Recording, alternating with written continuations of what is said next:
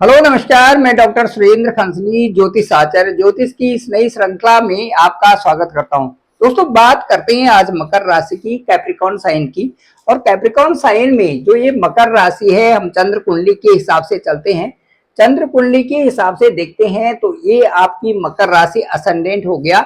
अब इसमें मकर राशि के ठीक तीसरे हाउस में यहाँ पर आप देखेंगे तो राहु, शनि, वीनस, मरकरी और सन, ये तीनों पंच ग्रहों का योग बना हुआ है थर्ड हाउस में। सबसे पहले हम विचार करते हैं इन पंचग्रही योग के लिए कि सैटर्न तीसरे हाउस में कैसे होते हैं, राहु तीसरे हाउस में कैसे होते हैं, वीनस तीसरे हाउस में कैसे होते हैं और मकरी और सन, इनका प्रभाव तीसरे हाउस में कैसे होता है, इस पर विचार विमर्श करते हैं। चलिए शुरू करते हैं। और सबसे पहले मैं विश्लेषण करूंगा मरकरी का। जो बुध है ये तीसरे हाउस में क्या परिणाम देते हैं। तीसरे हाउस में यदि बुध की स्थिति होती है तो ये बुध आदमी को बुद्धिमान बना देते हैं, धार्मिक बना देते हैं, यशस्वी बना देते हैं और साथ साथ में भाई बहनों के साथ में अच्छा व्यवहार इनका होता है यदि थर्ड हाउस में यहाँ पर मरकरी होते हैं। इसके साथ साथ में यदि तीसरे हाउस में यदि सैटर्न की स्थिति होती है तो यहाँ पर सैटर्न यहाँ पर आपको विश्लेषण वाले बना देते हैं, क्योंकि कम्युनिकेशन का भाव है, इससे बुद्धि विलक्षण होती है, से साथ में अनुशासन में रखते हैं, शत्रुओं पर विजय दिलाते हैं। इस तरह से यहाँ पर शनि भी तीसरे जो तीसरा हाउस है वहां पर सैटर्न का ट्रांजिट भी अच्छा माना जाता है। ठीक इसके बाद यदि राहु की बात करें तो यहाँ पर जो राहु का है ये एक मजबूत स्थिति दिलाता है भाई बहनों के लिए, यहाँ पर राहु थर्ड हाउस में। इसके साथ साथ में भाग्य भी अच्छा होता है। राहु यहाँ पर रहने से थर्ड हाउस में राहु अच्छा माना जाता है, सिक्स्थ हाउस में राहु अच्छा माना जाता है और 11th हाउस का भी राहु अच्छा माना जाता है। राहु इच्छाओं का होता है, इच्छा शक्ति उसमें होती है, इसलिए राहु का थर्ड हाउस में भाई बहनों के लिए भी अच्छा है, भाग्य के लिए अच्छा है, इकोनॉमिकली स्ट्रांग फाइनेंशियल ग्रोथ के लिए अच्छा है, संचार जो कम्युनिकेशन है उसके लिए अच्छा है, यात्राओं के लिए छोटी यात्रा भी यहाँ पे दिलाता है और बुद्धि और ज्ञान के लिए भी यहाँ पर जो राहु की स्थिति थर्ड हाउस में अच्छी होती है। इसके बाद हम चलते हैं सीधे वीनस का। वीनस का क्या प्रभाव होगा। यहाँ पर वीनस, मार्स और मून तीनों की तीनों जो थर्ड हाउस में अच्छा परिणाम देते हैं, क्योंकि तीसरा हाउस हमारा पराक्रम का होता है, कम्युनिकेशन का होता है। हम अपने कार्यों को संपादन करने के लिए कैसी स्किल, कैसी आर्ट फॉर्म और कैसी क्रिएटिविटी लाते हैं वो थर्ड हाउस से ही हम देखते हैं। थर्ड हाउस का यहाँ पर जो मून है, मार्स है और वीनस है, ये तीनों की तीनों अच्छी होती है थर्ड हाउस के लिए, तो ये गुड कम्युनिकेशन के लिए बहुत अच्छा है। साथ साथ में मैं ये बताऊंगा कि यदि इनकी स्थिति आपकी जन्म कुंडली में ठीक नहीं है, ये जो सैटर्न, राहु, वीनस, मरकरी और जो सन है, ये जो दशा और अंतर्दशा के अनुसार या इन पे मैलिफिक यदि प्रभाव कहीं से दिखता है कुंडली के हिसाब से, कुंडली की दशा और अंतर्दशा के हिसाब से, तो इनमें नेगेटिव प्रभाव भी थर्ड हाउस में देखे जा सकते हैं। चलिए अब बात करते हैं जुपिटर की। जुपिटर मकर राशि में ठीक इस समय फिफ्थ हाउस में गोचर कर रहे हैं। फिफ्थ हाउस का जो ट्रांजिट है वो जुपिटर के लिए बहुत अच्छा इसलिए माना जाता है कि फिफ्थ हाउस हमारा ज्ञान का है, नॉलेज का है, बुद्धि का है, परिवार का है। फिफ्थ हाउस से हम एक लव रिलेशन भी देखते हैं, एक रिलेशन भी देखते हैं, इंटीमेसी भी देखते हैं, खुशहाल जिंदगी भी देखते हैं, हंसमुख जो इसमें हम देखते हैं कि भी आदमी हंसमुख प्रकृति का है कि नहीं, और इस तरह से कई क्षेत्रों में उन्नति भी यहाँ पर जुपिटर के प्रभाव से देखा जाता है फिफ्थ हाउस में। तो कहना चाहूंगा कि जो जुपिटर भी है मकर राशि के लिए इस समय फिफ्थ हाउस से बहुत अच्छे रिजल्ट दे रहे हैं। विशेष करके जो आपका जो वैवाहिक जीवन है उसके लिए भी जुपिटर का यहाँ पर रिजल्ट बहुत अच्छा होगा अप टू मई तक। मई तक ये ठीक यहाँ पर, मई तक ये ठीक यहाँ पर 14 मई तक यहाँ पर रहेंगे। उसके बाद जुपिटर की स्थिति ठीक यहाँ से आपके छठे हाउस में हो जाएगी। छठे हाउस में जो जुपिटर का जो स्थिति होगी वो आपको एक अच्छे नॉलेज वाला बनाता है। सक्सेस और हेल्थ कभी कभार अच्छी होती है, लेकिन यदि यहाँ पर प्रभाव ठीक नहीं है तो इसमें अशुभ प्रभाव में पाचन तंत्र में गड़बड़ी आती है, फैटी लिवर हो सकती है, चिंताएं यहाँ पर स्ट्रेस हो सकता है जब बृहस्पति यहाँ से 14 मई के बाद यहाँ आएंगे।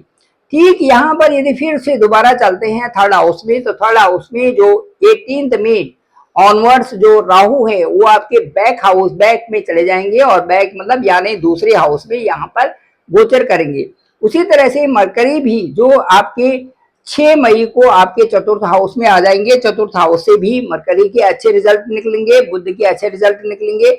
ये आपके भाग्य के लिए बहुत अच्छा होगा। साथ साथ में ये आपके पराक्रम के लिए भी बुध का गोचर चौथे हाउस में अच्छा होगा।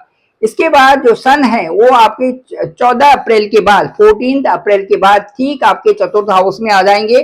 चतुर्थ हाउस का मतलब है आपका सुख भाव, सुख भाव में वृद्धि यहाँ पर से देंगे, और यहाँ पर जो है सूर्य एग्जाल्टेड के होंगे, तो इसलिए परिणाम बहुत अच्छे आपके लिए अप्रैल और मई के महीने में बहुत अच्छे परिणाम यहाँ से होंगे। उसके बाद मैं आपको ये कहना चाहूंगा, वीनस की स्थिति ठीक थर्ड हाउस में आपकी 31 मई तक है, और 31 मई तक के बाद वीनस भी आपके फोर्थ हाउस में आ जाएंगे। फोर्थ हाउस से वीनस के बहुत अच्छे रिजल्ट होंगे। विशेषतया जो वीनस के रिजल्ट होंगे आपकी संतान से संबंधित, लव रिलेशन से संबंधित अच्छा होगा। साथ साथ में आपकी कार्मिक स्थान जो आपको कार्य कर रहे हैं वहां पर कार्यों में बढ़ोतरी, और साथ साथ में प्रमोशन या व्यापारिक क्षेत्र में उन्नति दिला सकते हैं। इसके बाद मैं ये कहूंगा मार्स की स्थिति जो मकर राशि वालों के लिए है वो ठीक 7th हाउस में मकर राशि वालों के लिए मार्स की स्थिति बनी हुई है। मंगल ठीक 7th हाउस में 3 अप्रैल से और 6 जून तक यहाँ पर रहेंगे। 6 जून तक की स्थिति आपकी सप्तम भाव में रहेगी, सतमंगली भी कह सकते हैं, और इस समय जो मंगल का गोचर है वो ठीक सप्तम स्थान में होगा। सप्तम स्थान में लव रिलेशन को भी देखा जाता है, वैवाहिक जीवन के प्यार प्रेम को भी देखा जाता है, इंटीमेसी देखी जाती है, फेद, एक दूसरे पर फेद भी देखा जाता है। इसके साथ साथ में आर्ट और लिटरेचर में भी जो मार्स की भूमिका है वो यहाँ पर बहुत अच्छा काम करेगी। करियर में ग्रोथ देने के लिए मार्स की भूमिका एक विशेष रूप से यहाँ पर विशेष भूमिका मार्स की होती है। लेकिन कभी कभार मार्स की जो 7th हाउस में स्थिति होती है विवाह संबंधों में यहाँ पर कई प्रकार की खटपट भी आ जाती है, तनाव भी होते हैं, चिड़चिड़ापन, विशेष करके मार्स के गोचर 7th और 8th हाउस के में जब गोचर होता है तो इसमें ये भी देखा जाता है। इसीलिए जिसकी कुंडली में दशाएं और अंतरदशा 80 है उनके लिए कह सकते हैं कि मार्स का गोचर दशा और अंतरदशा के अनुसार भी प्रभावित होगा। इसके बाद जो मार्स है ठीक कैप्रिकॉर्न साइन में मार्स 7th हाउस में है। इसके बाद 6 जून के बाद मार्स आपके 8th हाउस में आ जाएंगे। 8th हाउस जो मार्स के लिए कई मामलों में ठीक नहीं माना जाता। वैवाहिक जीवन में जो पार्टनर से परेशानी होती है, मार्स यदि 8th हाउस में आपके हैं तो वैवाहिक जीवन में पार्टनर से परेशानी होती है। साथ साथ में स्वास्थ्य में भी थोड़ी परेशानी होती है, धन हानि भी हो सकती है, और इसमें फाइनेंस में भी कहीं ना कहीं जो है कमी आ जाती है। कोर्ट कचहरी के जो मामले होते हैं उनमें भी खर्चा ज्यादा होता है यदि मार्स 8th हाउस में है, यदि मंगल 8th हाउस में है। इसके साथ साथ में स्वास्थ्य से भी संबंधित थोड़ा सा लीवर से संबंधित परेशानी, इसके साथ साथ में स्वास्थ्य में भी कुछ परेशानियां यहाँ से स्किन से संबंधित परेशानियां भी हो सकती हैं, और उसके साथ साथ में स्वास्थ्य से संबंधित जुड़ी हुई और भी परेशानियां यहाँ पर हो सकती हैं, इसलिए डाइट का विशेष ध्यान रखें। ये था कैप्रिकॉर्न का। कैप्रिकॉर्न में जो सैटर्न, राहु, वीनस, मरकरी और जो सन है ये 3rd हाउस में ट्रांजिट कर रहे हैं। इनका आगे क्या ट्रांजिट होगा और किस प्रकार से इनके जो रिजल्ट्स होंगे। जुपिटर का मैंने अभी आपको बताया कि 5th हाउस और उसके बाद 6th हाउस में जुपिटर जाएंगे, अच्छे ही परिणाम आपके साथ में होंगे। मार्स के 7th हाउस से परिणाम आपके सामने रहेंगे। इस तरह से कैप्रिकॉर्न का ओवरव्यू निकालें तो कैप्रिकॉर्न का जो रिजल्ट है वो क्योंकि इस समय 7.5 इनकी खत्म हो चुकी है, 7.5 का पीरियड एंड हो चुका है, इसलिए 3rd हाउस में शनि की अच्छी यहाँ पर पकड़ होती है और शनि इस हाउस को बहुत अच्छा बना देंगे। यदि 3rd हाउस में शनि है तो ये बैठने नहीं देते, आपको कार्यों की तरफ प्रेरित करते हैं। जितने अधिक आप कार्य करेंगे उतनी ही आपकी सफलता इसमें जुड़ी हुई है।